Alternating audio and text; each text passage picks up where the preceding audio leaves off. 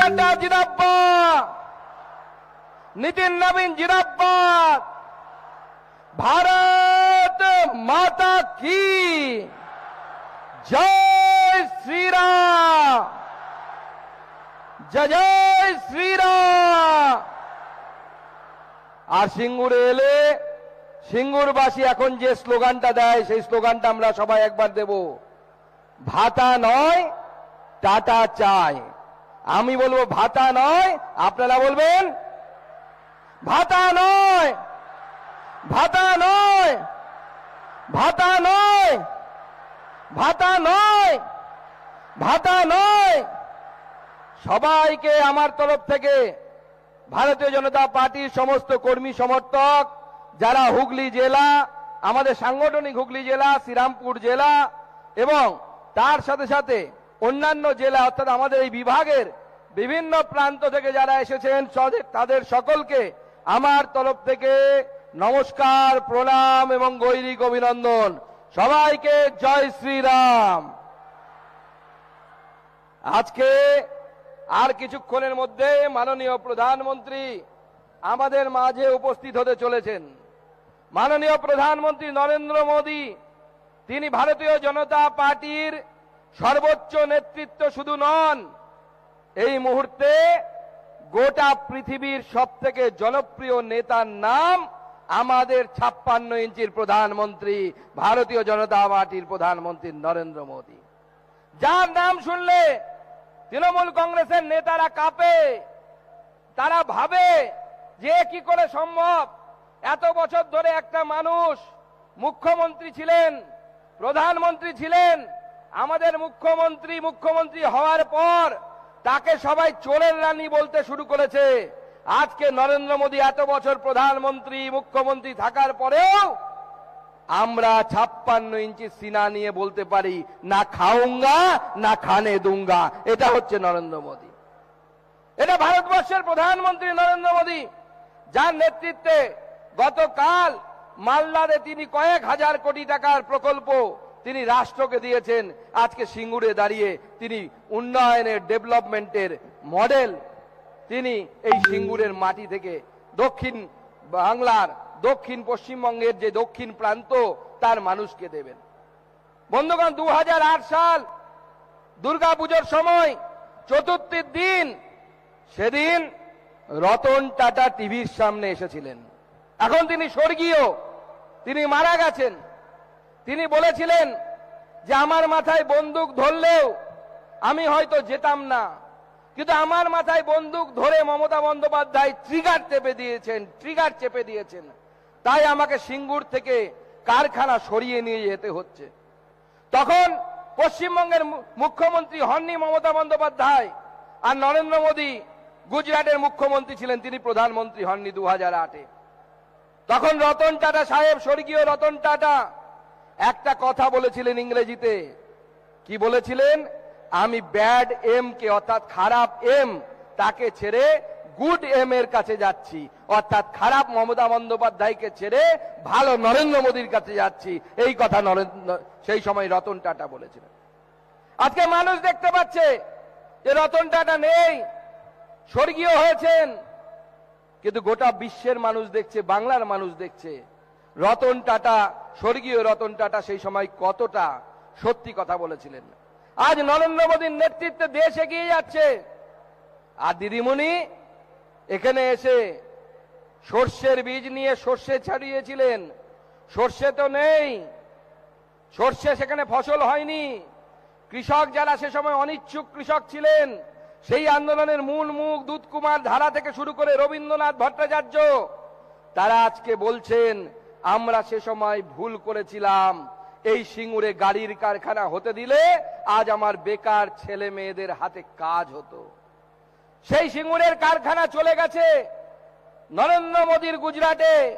আজকে ভারতীয় জনতা পার্টির সৈনিক হিসেবে আমি আপনাদেরকে কথা দিচ্ছি যে আপনারা 26-এ নরেন্দ্র মোদীর সরকার গঠন করুন বাংলায়। টাটাকে আমরা ফিরিয়ে আনবই, এই সিঙ্গুরের মাটিতে আনবো। টাটা ফিরবে, শিল্প হবে, পশ্চিমবঙ্গের বেকার যুবক যুবতীরা যারা গুজরাট, কেউ অন্ধ্রপ্রদেশ, কেউ তামিলনাড়ু, কেউ দিল্লি, কেউ গুরগাঁওতে যারা আছেন, তাদেরকে আমরা মায়ের কাছে ফিরিয়ে দেব, বাবার কাছে ফিরিয়ে দেব। সন্তানকে নিয়ে মা বাবার একটাই স্বপ্ন থাকে যে যেদিন আমরা মারা যাব, শেষ সময় উপনীত হবে, মাথার কাছে দাঁড়িয়ে আমার ছেলেটা, আমার মেয়েটা যেন মুখে একটু গঙ্গা জল দিতে পারে। সেই স্বপ্নকে মমতা বন্দ্যোপাধ্যায় অসম্ভব করে দিয়েছেন। মমতা বন্দ্যোপাধ্যায় সমস্ত যুবক যুবতীকে আমাদের এই রাজ্য ছাড়া করে দিয়েছেন। মুখ্যমন্ত্রী কি বলছেন?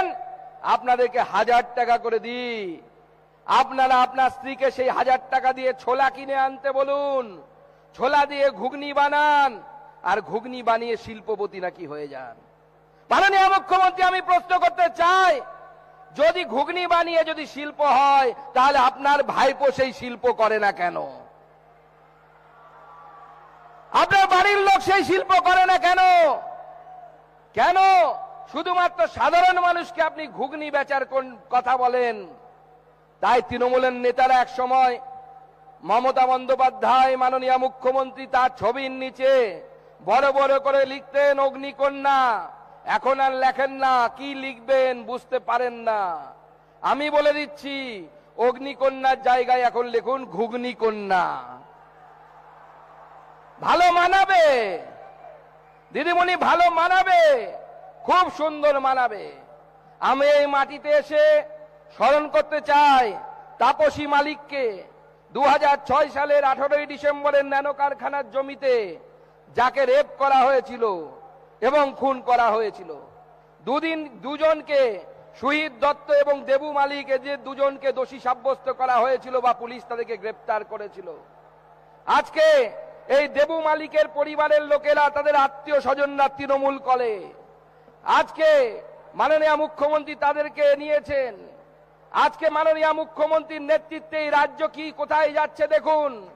গতকাল এবং গত পরশু মুর্শিদাবাদ জেলার বেলডাঙ্গাতে আমাদের যে ন্যাশনাল হাইওয়ে, সেই ন্যাশনাল হাইওয়েকে বন্ধ করে রাখা হয়েছিল। কারা বন্ধ করে রেখেছিল? মুখ্যমন্ত্রী, যাদেরকে বলেন দুধেল গায়। আমি বলছি না, মুখ্যমন্ত্রী বলেন দুধেল গায়।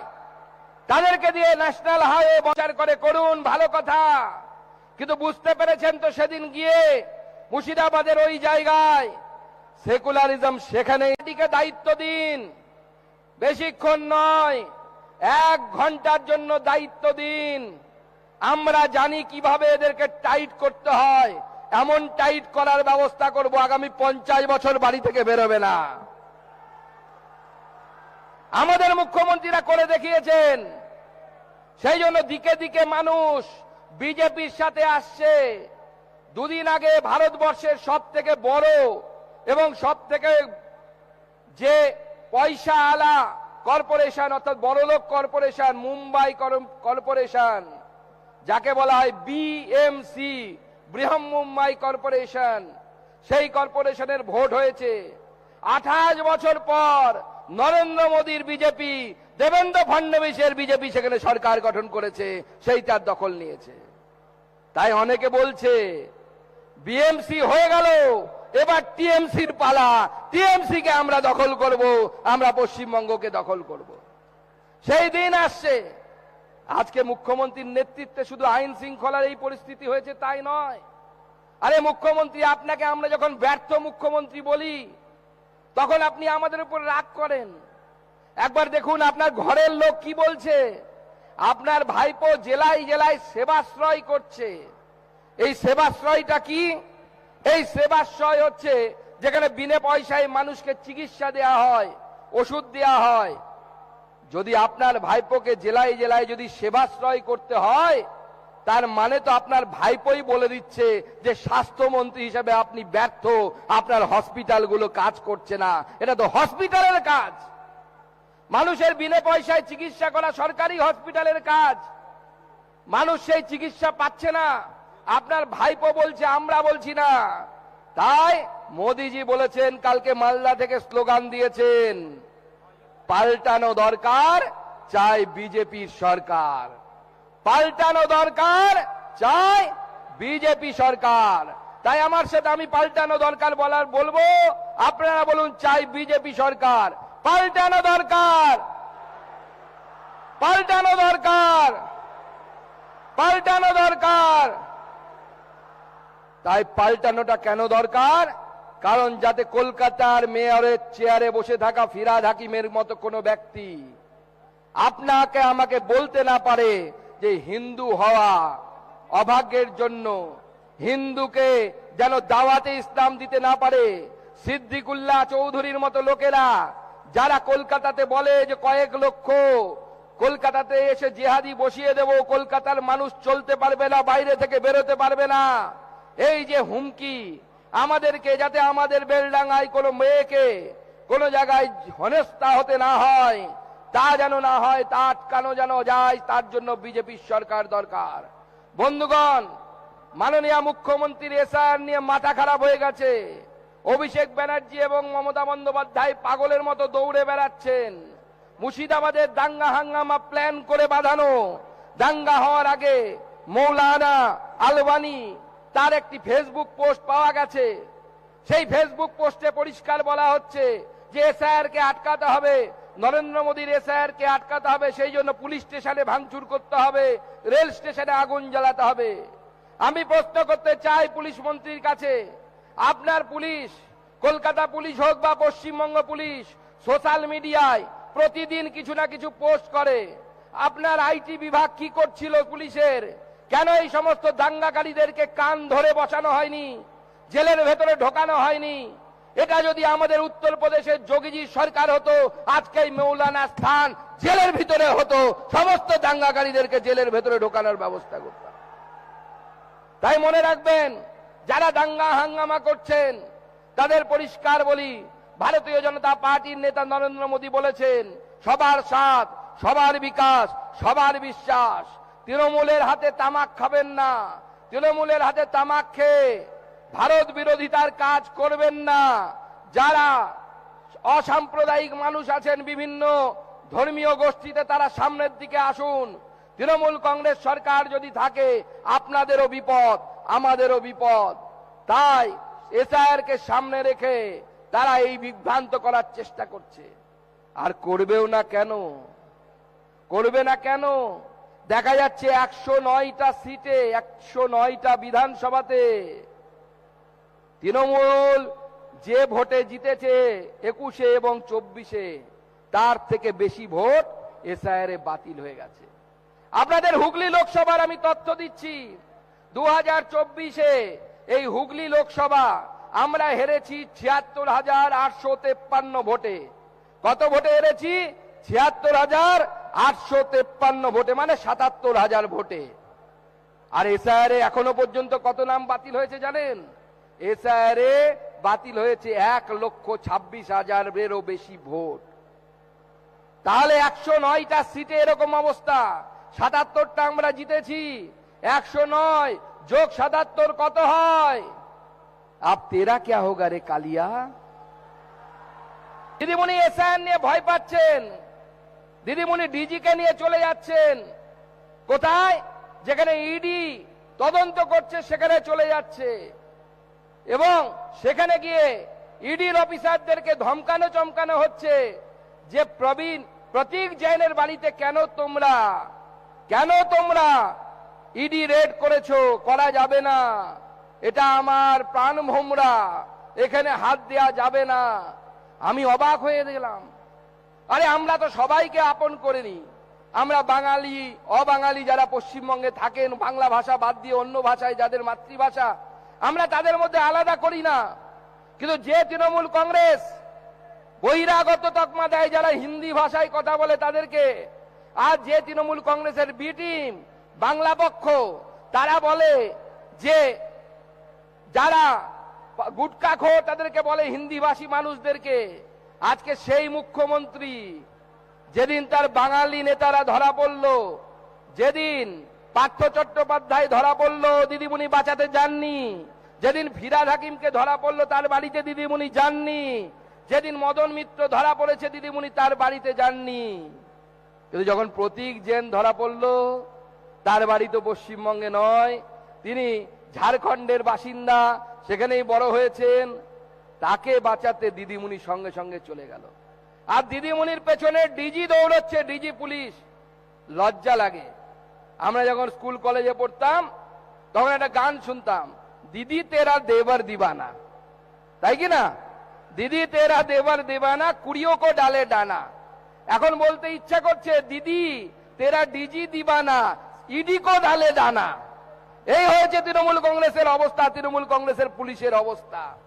ডিজি দৌড়চ্ছে, যেখানে মুখ্যমন্ত্রী পেছনের ডিজি। আরে ডিজি সাহেব, পড়াশুনো করে আইপিএস পাস করেছেন, একটু তো লজ্জা শরম রাখবেন কিনা? রাখা তো উচিত। আপনি লজ্জা শরম রাখছেন না, দিদিমণির পেছন পেছন যাচ্ছেন।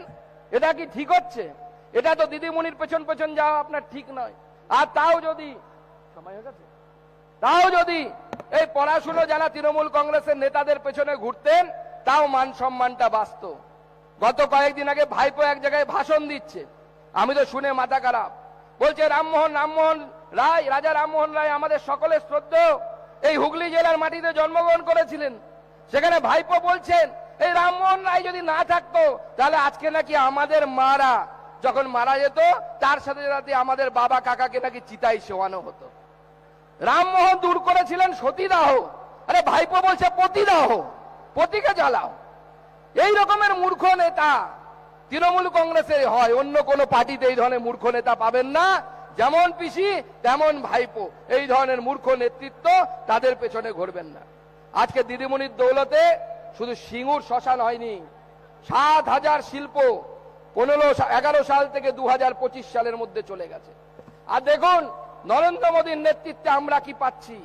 নরেন্দ্র মোদীর নেতৃত্বে আমরা আজকে মায়াপুর থেকে জয়রাম বাটি, একদিকে মায়ের বাড়ি, মা শারদার বাড়ি, আর অন্যদিকে বৈষ্ণব তীর্থক্ষেত্র শ্রী চৈতন্য মহাপ্রভুর জন্মস্থান, সেই মায়াপুর জুড়ে যাচ্ছে।